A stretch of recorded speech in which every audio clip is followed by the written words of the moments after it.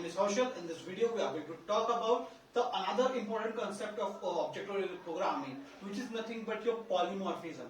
So, when you break this word, according to the Greek methodology, the poly means many, and your morphism means form. So, combinedly, you can say the object. Combinedly, the definition is of polymorphism is the object which has a different form and have different properties, but the object is same. The same object is having a different form and different properties. So this is the basic definition of a polymorphism. So we will talk about the real-time application or real-time example, which is nothing but your water. You can consider your water. Water has different forms, like your gas form. It can be in a liquid form or it can be a solid form. When it is a liquid form, you cannot see or touch. But when it is a solid form, you can touch it. And when it is in a liquid form, you can't hold it, but you can touch it. So the object is same. The water is same. Your H2O is the main object is H2O, which is your water. It is same, but in different form, it is having different properties. So this is nothing but the real-time example of your polymorphism. So in Java, there are two techniques or two methods or two types through which you can achieve this polymorphism. First is your compiler time polymorphism and second is runtime polymorphism.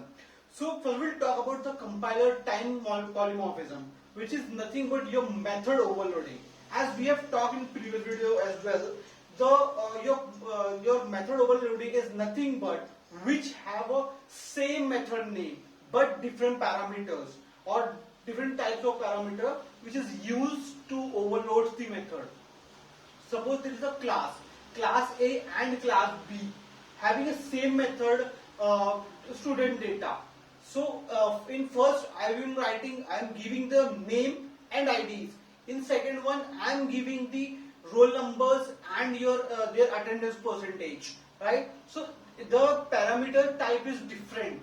So in this way it is going to differentiate according to the type of your data, like which type of data we are giving. It is string, float, decimal. If both methods have same string name, then it will be differentiate on the number of parameters. Suppose you have given 3 parameters in method 1 and 4 parameters in your method 2, and you are giving the call which have a 4 parameters. So second method will be called. So in this way, it will differentiate between the method. Like when he has to execute which your method according to your data type, it will differentiate, or according to number of your data type, it will differentiate. Like how many argument you have given. So in this way, this overloading works, and this is called compiler time polymorphism, as this check the polymorphism at the time of compilation only. If it is any issue and there is a bug or error, on the compiler time itself will give you the error. When you execute your program, by compiling it will give the error if you have any issues with or any error with your polymorphism. So then we will talk about the second one example, which is nothing but your runtime polymorphism. It is nothing but the compilation or when execution is completed, and at the time of run it will check the polymorphism. So the second name, or you can say you have this is nothing but your method overriding, to override the method. Suppose there is a class A and class B, right? So we have extended class B from your superclass A.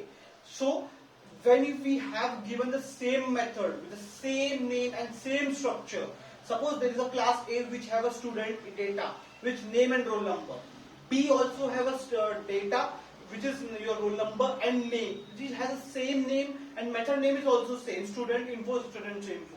So both the structure of both methods are same. So this is nothing but called your overriding.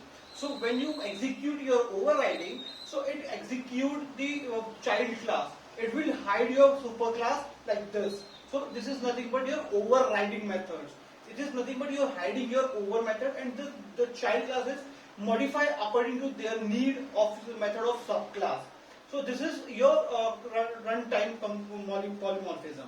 So when we talk about the in real time, what is main important and what is basically used.